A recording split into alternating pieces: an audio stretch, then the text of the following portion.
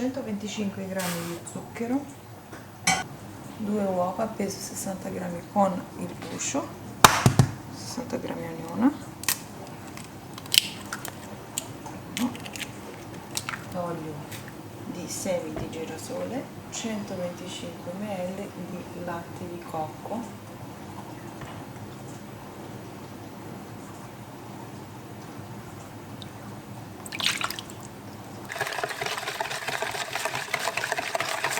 (450 g di farina integrale di grano intero e 50 g di farina di riso senza glutine oppure amido di mais o fecola di patate.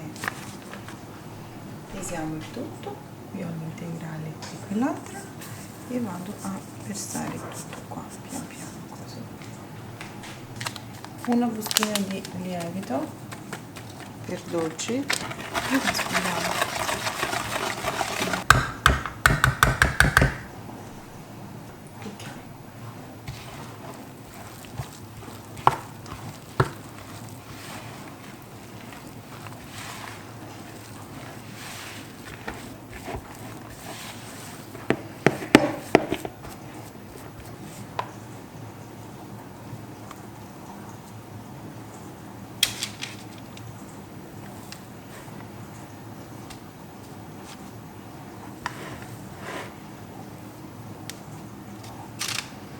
Se invece volete potete anche fare proprio la pallina, che ci mettete veramente un attimo a farlo.